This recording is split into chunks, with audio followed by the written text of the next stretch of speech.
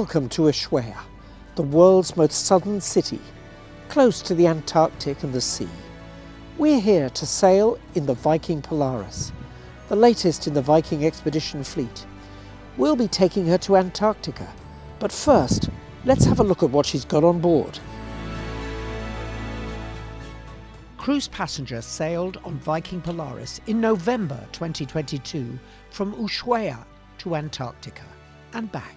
A 10-day trip that took in whales, seals, penguins, and a landing on the seventh continent itself.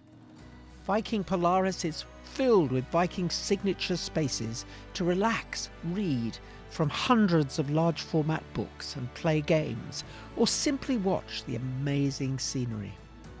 There are plush lounges and lifelike fireplaces, throw rugs and Nordic furniture. While she can carry 378 passengers, there are plenty of nooks and crannies for you to escape.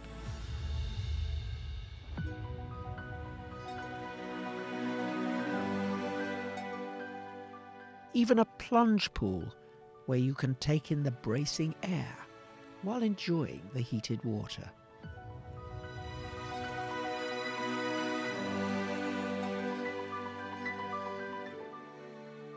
Cabins are light, airy and spacious, with a sofa and a special Nordic window that lowers to let in the bracing Antarctic air.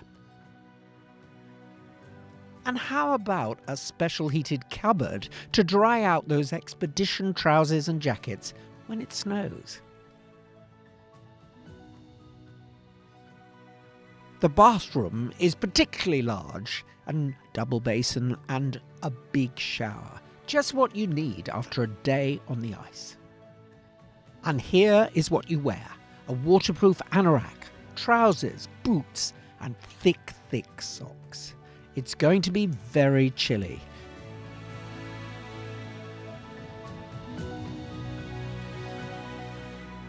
And here's what we've come to see: fantastic vistas covered in ice and snow, the sea covered in ice cubes.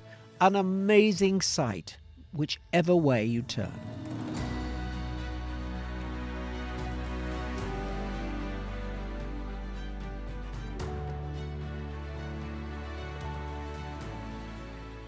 One hallmark of the Viking Polaris are what they call the toys, and one of the fastest is the Special Operations Boat.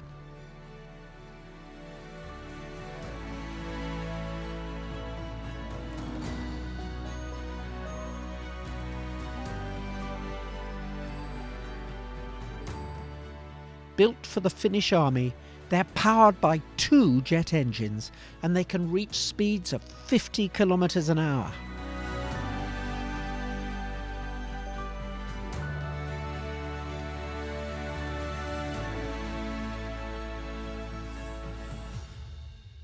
But the undoubted star is Ringo, the yellow submarine, one of 2 on board, and yes, named after the Beatles. These $5 million mini-subs can take guests down 200 meters, and you can encounter some strange creatures.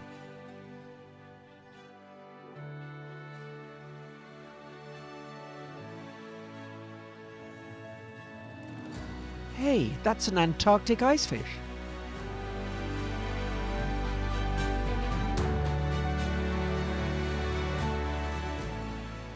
Zodiacs are the workhorses of expedition cruises, and they take us ashore every day.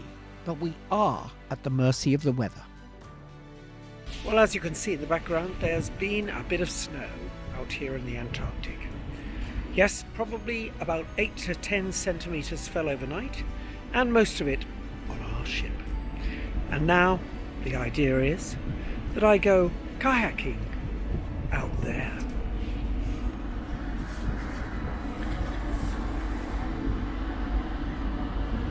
Wish me luck.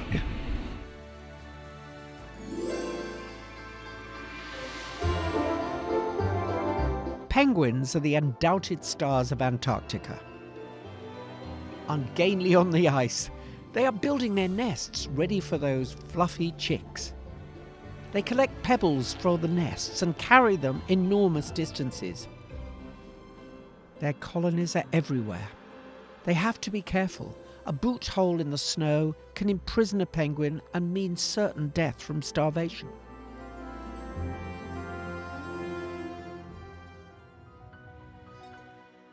As a grand finale, we land on the seventh continent itself, Antarctica. This is no easy task, as the weather is closing in and there is only a rock to land on. But we do get a passport stamped by 4 English postwomen. So behind me you can see the last views of the mountains of Antarctica covered in snow and ice. We're on our way now to our final journey across Drake Passage. Judging by the amount of furniture that's tied down, the crew are expecting a rough passage. It's been a fantastic trip. We've managed to set foot on the continent of Antarctica, as well as seeing wildlife and birds, penguins, seals, amazing whales, just the most astonishing landscape and magnificent mountains and seas. It's a trip that we won't forget very easily. The ship itself has proved a masterpiece of design. Everyone has loved both the food and the surroundings. The thinking man's cruise has proved to be exactly what we wanted for a position like Antarctica. We're thinking about where we are in the world, and what the world's becoming is exactly what a cruise like this should be. See you soon.